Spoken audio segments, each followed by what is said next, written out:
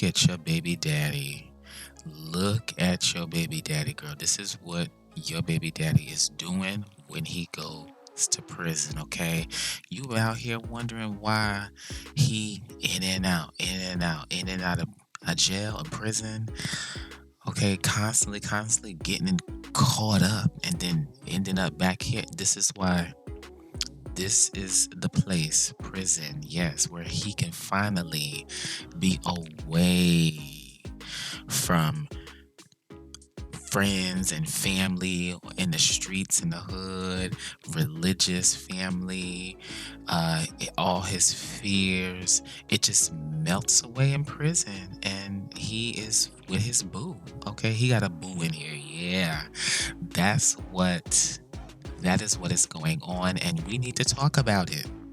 Okay, now let me also say, listen, prison, regardless of the sexuality, gay, straight, bi, whatever, most people, you would think, right? Most people, they don't want to go to prison because it's not a nice place. Okay, it's not. And if you want to be gay, just be gay outside. Get a hotel room. Why you got to go to prison to be gay? It's not a requirement. Okay. But some of these DL men, a lot of these DL men actually, they see prison as freedom, where they can finally live their truth away from everybody. And hold up, look, is that Krishan Rock, baby daddy? No. Nah, I'm just kidding. I'm just playing. I'm just playing. No, that's not Krishan Rock, baby. That's not Blueface. It did look like Blueface when you first look at the photo, right? It did. But nah, that's not Blue Tate. That's not him. But yeah, the caption is say right here says this is why you don't date men in and out of jail. Right, exactly. In and out of prison, in and out of jail, in and out when they in and out. If he do something right, like one time or two, whatever, one time, and he get out, it was a horrible experience. He never wanted to go back. Okay, you know because he might really be straight because he saw all of this going on in there, what you see on the screen. And he was like, "Ooh, most straight men would be disgusted by this. They wouldn't want to know parts of this."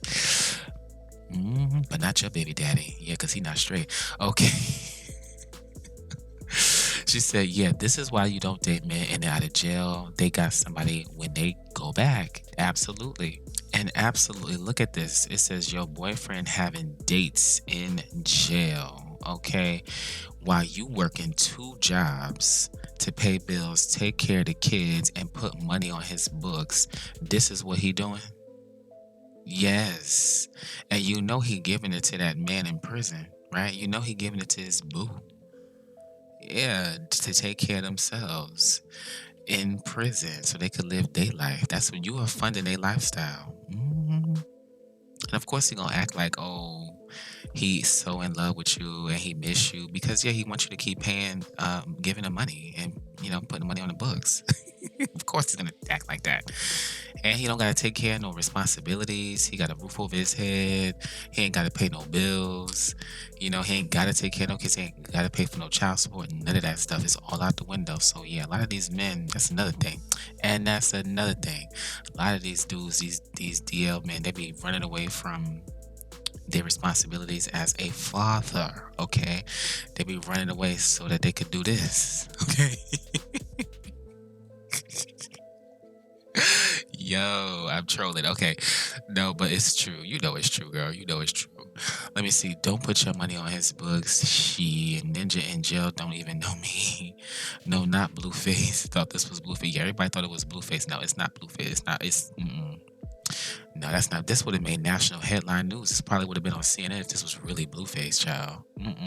But I wanted to just show you, girl, that there's prisons out here that the environment in prison, it allows these men to form emotional and sexual relationships, many times sexual, because they fill with testosterone.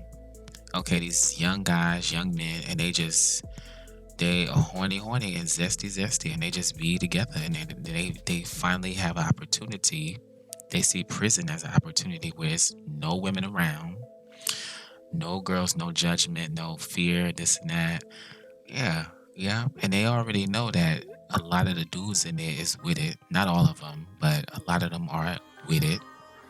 And if they're not with it, they understand that it does happen. It does take place. It's called gay for the stay.